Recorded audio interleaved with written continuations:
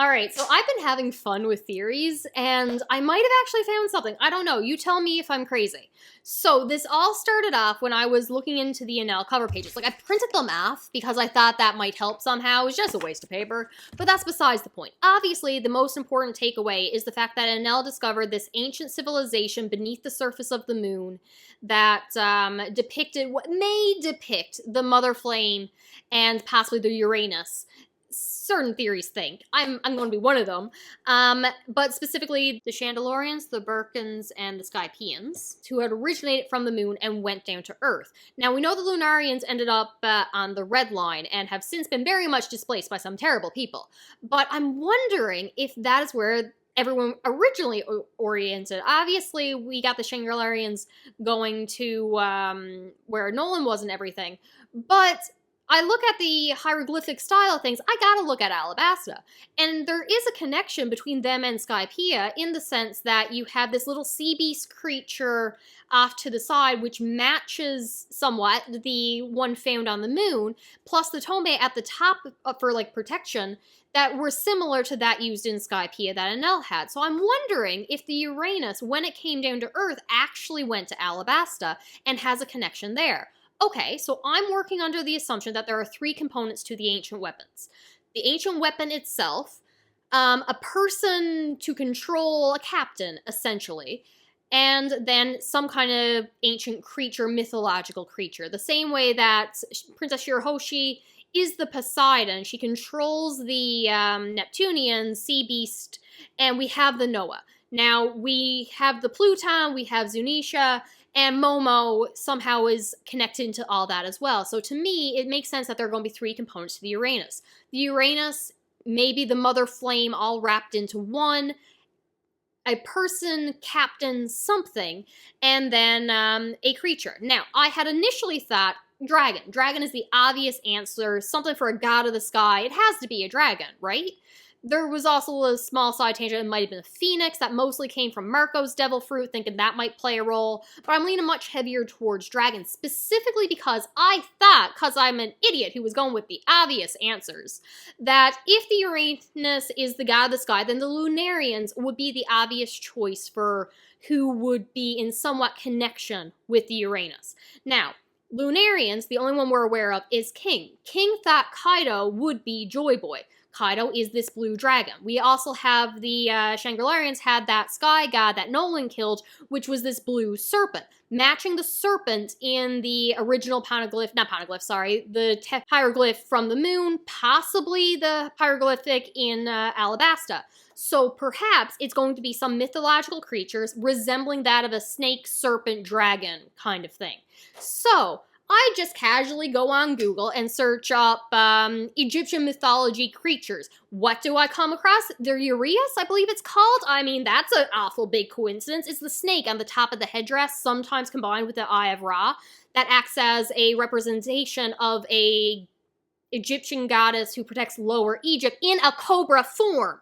Cobra! Alabasta, King Cobra, love him. So now I'm hell-bent on, okay, Lunarians don't know how you're involved in the story whatsoever, what the Red Line's got to do with anything. I do feel it will play a part in the story, but I am full now convinced that the Uranus is actually going to be connected to Alabasta, specifically Vivi, who has a connection to Lily. Now, if it's possible that there's some kind of creature here that needs to be used with the Uranus, the mother flame, and a person, I have been obsessed with the connection with Lily for the longest time because we had that soul swapping ability with the with Laz fruit in Punk Hazard.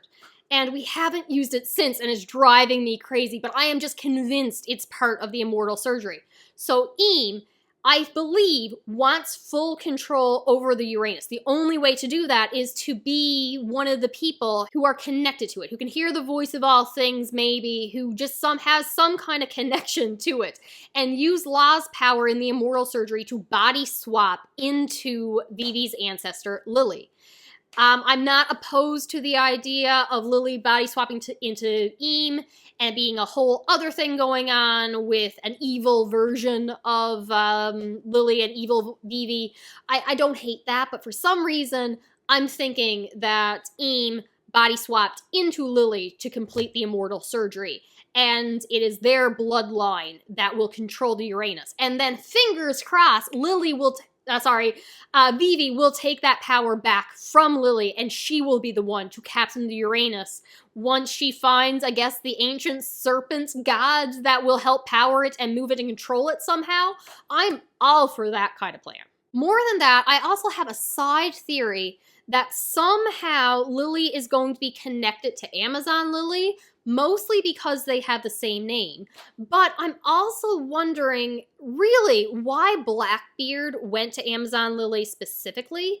And I feel like he was after Boa's devil fruit power, to which, if he was to have someone use it, I feel like he thought he could use it to unpetrify people. Whether or not this is going to be related to Rock Zebek and the whole history he's got going on with him, but it could also be a power that's needed to unseal people that from the Void Century, whether that's Lily, whether that's someone else. Maybe it's Joy Boy. For all we know, that frozen hat is actually a petrified hat, and there's someone else there that was turned to stone by the previous owner of Boa's devil fruit. I feel like that's getting a little bit crazy, but he really stopped his attack on her, not only because Rayleigh showed up, but it was after Lily had said, if you kill me, your men cannot be unpetrified. Even the next user of this fruit would not be able to undo what the previous one done. So I'm really, really wondering if the previous user of the fruit turned someone in the Void Century to stone, turned the Rocks Pirates to stone, did something there with their powers that someone else, whether that be Blackbeard, whether that be Ian, whether that be somebody, wants it undone, and Blackbeard had thought that if he took Boa's powers, then the present/previous user or next user of that fruit could undo it, but now learned that it doesn't work that way. And again, it's only based on the fact that Amazon Lily shares the same name as Lily. I know there's been a lot of theories saying that Lily had the pawpaw fruit and used it to send the poneglyphs out across the world to hide them. But what if she had Boa's fruit originally and turned someone to stone, and the mistake that was made was she had intended for her descendant to unpetrify someone, not realizing, not thinking over the fact that it can't be undone, and that was the mistake that was made? Unlikely, but I don't hate that theory. All I know is I am completely convinced right now that the Uranus is somehow connected to actually Alabasta, and Vivi will play a key role in its use or stopping it. Now, I know the poneglyph in Alabasta had listed information about how to find the Pluton, but maybe it was almost like a map, and so like you find one, it leads you to another, which leads you to the next one. Hard to say, because like the Skypiea one led us to the Poseidon. They could have got moved around. I'm just very interested to see how everything connects to each other. I'm mostly interested to hear everyone's thought on how Lily will play a role into the story, whether or not she will be someone of importance, what her mistake was, how she's related to Eam. I know there's been theories that Eam and Lily were in love, and there was a betrayal because she sided with the Willa D and Joy Boy. Maybe that's why Eames hung up on Vivi. Personally, I do like the idea if he just body swapped into Lily. I don't hate the idea of Lily actually being evil and took over Eames' body, but I'm really liking the idea of Eam going into Lily so he can have full control of the Uranus. But either way, I'm excited. I want to know what's going to happen next in the story, and I need the next chapter. Break weeks are driving me crazy. All right, that's all I got. Talk to you later. Bye.